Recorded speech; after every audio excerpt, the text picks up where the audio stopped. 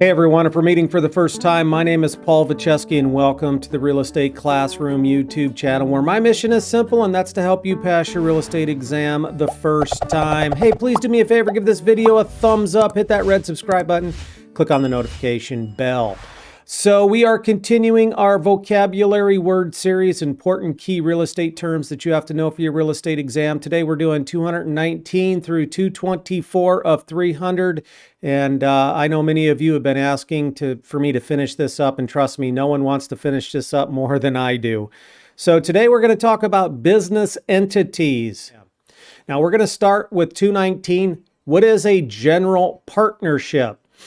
So a general partnership is a business arrangement where we have two or more individuals called general partners. You can have 3, 4, or 5, but you got to have 2 or more. And once the general partnership is created, they agree to share in all the assets profits, the financial and legal liabilities. Each general partner is actively engaged in the day-to-day operation and management of the company. And if any partner may be sued for the general partnership's debt. The other thing about a general partnership is each partner is also liable for the other partner's debt. So if you have two general partners and one of the two goes out and gets $1 million loan in the name of the partnership and the loan is defaulted on, then the bank can go after all the general partners. So the advantage of a general partnership is the general partners are actively involved in the decision-making process regarding the operations of that arrangement. The disadvantage is you equally benefit from the profits, but you also equally benefit from the liabilities and the debts. So that is a general partnership. What is a limited partnership? Well, a limited partnership is a type of partnership in which some of the partners contribute only financially and are liable only to the extent of their investment. The difference between a general partnership and a limited partnership is in a general partnership, you have 2 or more general partners. In a limited partnership, you have at least 1 limited partnership and 1 general partner. A lot of partnerships out there. So let me explain. So let's say me and you, we decide to invest $20,000 each into this company, into this limited partnership, so we can go out and buy properties. So we're financially contributing $20,000. That means if this whole limited partnership blows up and creditors start coming after us, etc., we're only liable for $20,000, the amount of our investment. So you and I, as limited partners, we're going to bring on a general partner, and that general partner is in charge of making the day-to-day decisions, the day-to-day management of our company. You and I, we have no real say in anything. We've just made our investment. That's it. And in exchange for that limited liability, we're giving up our right to be involved in the company and the decisions that are made. That is made by the general partner. All right, so it's very important for the licensing exam that you understand the difference between a general partnership and a limited partnership. And I'm just going to paraphrase it one more time. In a general partnership relationship, the general partners, they are actively involved in that company's day-to-day operation and the decision making. They also do not have any limited liability protection. So they're on the hook for any debts that not only the partnership incurs, but also any individual members that make those decisions on behalf of the partnership. In a limited partnership, you have that limited liability. You're only responsible for the amount of your investment, but in return, you have absolutely no say in how that company is ran. 221, a C corporation. What is a C corporation? Well, it's a legal structure for a corporation in which the owners or shareholders are taxed separately from the entity, meaning the C corp. The taxing of profits from the business is both at the corporate level and the personal level, creating double taxation. Essentially, a C corporation and the The disadvantage is you're double taxed. So the corporation brings revenues in and then they are taxed. Then the corporation passes those profits through to the shareholders, and then the shareholders are individually taxed on their individual income tax. But there are some advantages of a C corporation. Limited liability is one of them. There is a lot of limited liability protection for the directors, the officers, the shareholders, and employees of that corporation. The other advantage is you can have as many shareholders as you want. Now, once you hit 500 or more shareholders, you do have to register with the federal government, the SEC, the Securities Exchange Commission.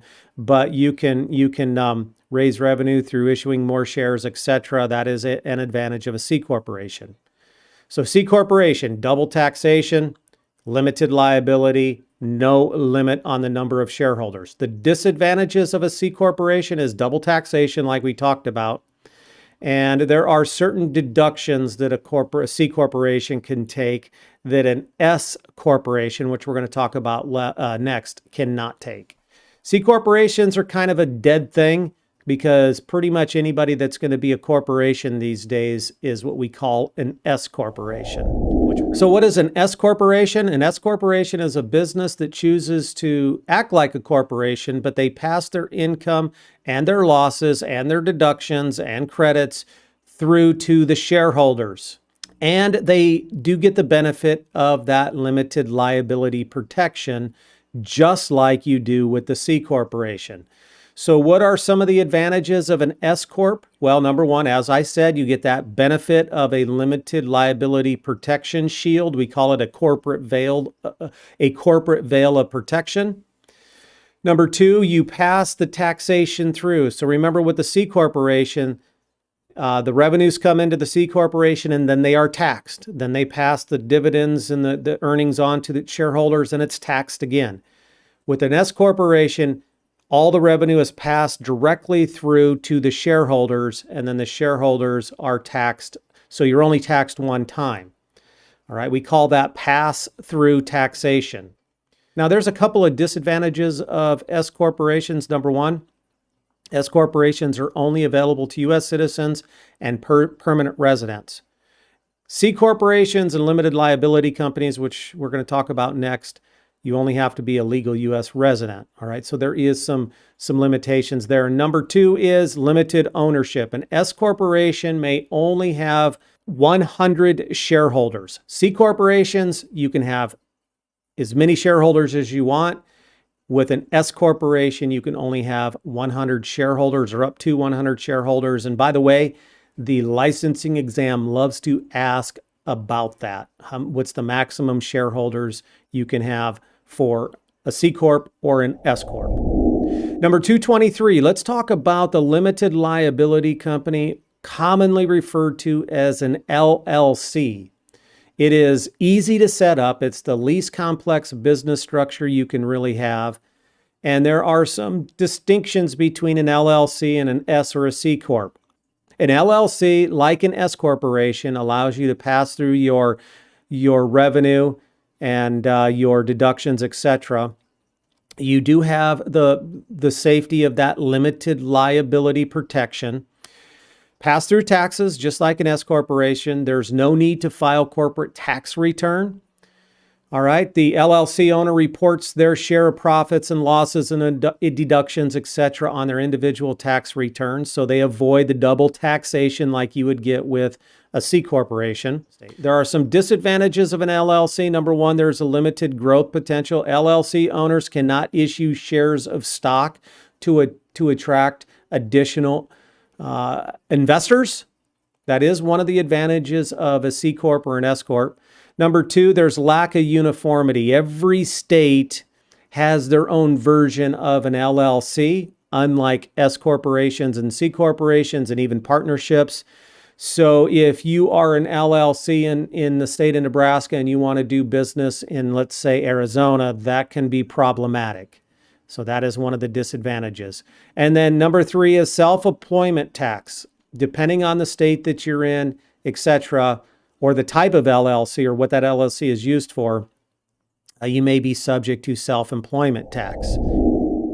Number 224, I want to talk about trust. Now, I'm only going to touch the tip of the iceberg here. We could spend all day talking about trust and the different type of trusts and how you set them up. You only need to know a couple of things about trust for your real estate exam. When you get into the real estate world, you will deal with investors and those type of people that have trust, especially for minor children, etc. In the farm community, trusts are used quite often as well. But what is a trust? We're going to learn about a trust by asking 3 questions. Number 1, what is the main purpose of a trust? And the main purpose is to provide legal protection for the assets of the trustor.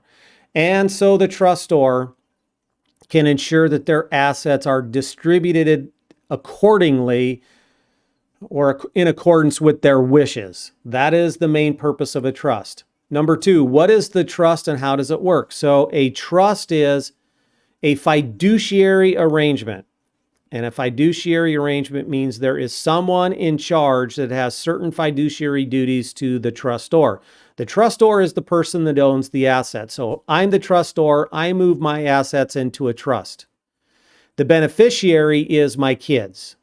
I'm going to hire a trustee, a disinterested third-party person, to make sure that my wishes are carried out. So if I die, for example, then my assets go into this trust. The trustee, that disinterested third party, is going to ensure that my wishes are carried out so I can distribute my assets to my kids. That is one common way that they are structured. All right, that is the how a trust works essentially, and that's why they are set up. Now, there are numerous different types of trust. There is revocable trust, irrevocable trust. And every different type of trust has different liabilities when it comes to your tax liability. That is definitely something to consider if you have assets and you have minor children, or you're going to try to avoid avoid inheritance tax or reduced inheritance taxes, etc. Make sure that you talk to your attorney or CPA before you get involved with these type of trust. Real estate professionals will sell properties that are owned by trusts, and you have to be somewhat familiar, and as you get into the business you will learn more. But this is basically what you need to know for your real estate exam. If you're going to continue studying, check out this video right here. If you have not subscribed, please do so. Click the little circle to my left. I'm trying to get this channel to 100,000 so I can get my silver YouTube plaque. Anyways, thanks everybody. I will see you in the next video.